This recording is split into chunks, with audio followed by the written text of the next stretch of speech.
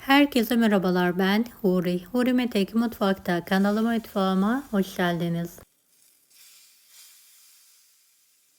Evet, akşam yemeğine tek başına yeten doyurucu lezzetli mercimek çorbası tarifi hazırlıyorum. Evde bir çay bardağı yeşil mercimeğiniz varsa mutlaka deneyin. Evet, bir çay bardağı yeşil mercimeği şöyle geniş bir kabın içine alalım. Üzerini geçecek kadar su ilavesi yapalım. 1 saat kenarda dinlenmeye bırakalım.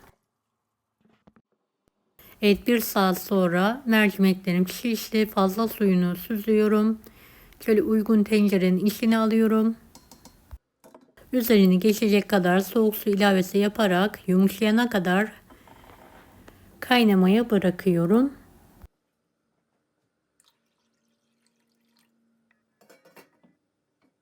Evet, terbiyesi için 2 yemek kaşığı dolusu un,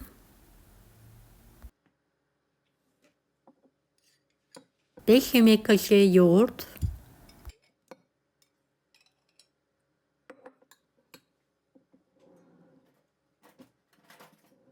evet yeteri kadar su ilavesi yapalım. Pürüzsüz bir terbiye hazırlayalım.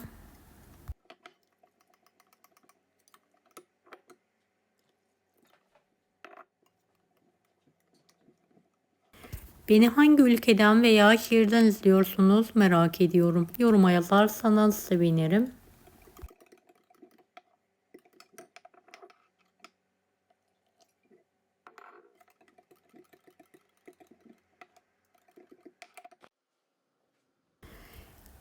Şöyle bir kontrol ediyorum, mercimeğimi yumuşamış.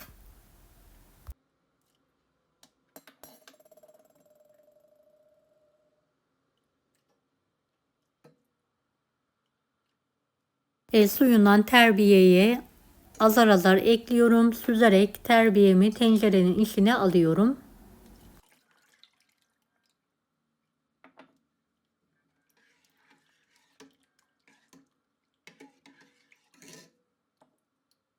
Bu aşamada yeteri kadar su ilavesi yapalım. Kıvam alana kadar çorbamızı pişirelim.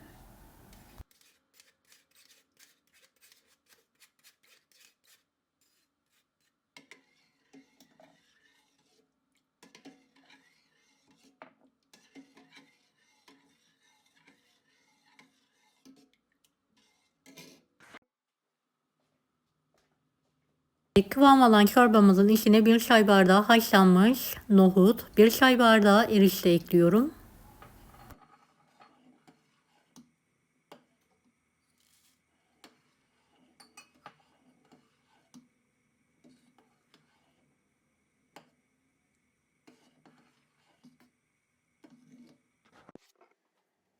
Kaynayan çorbaya 2,5 tatlı kaşığı tuz ilavesi yapıyorum.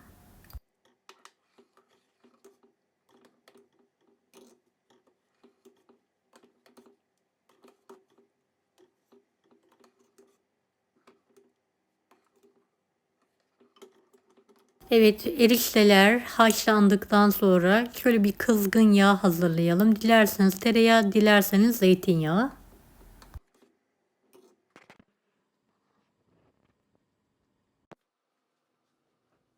Kepçeme bolca kuru nane aldım, ısıttım. Zeytinyağını üzerine ekliyorum ve çorbama gezdiriyorum.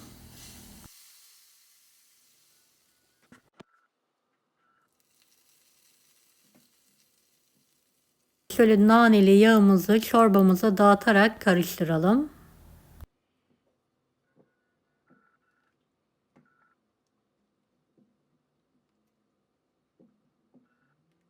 Bol taneli doyurucu yeşil mercimek çorbamız yemeğe hazır.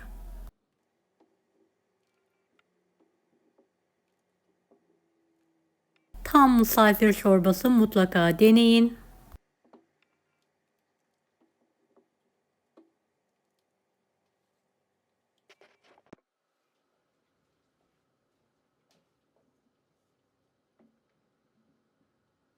Deneyecek olan herkese şimdiden kolaylıklar dilerim. Allah'a emanet olun. Hoşça kalın.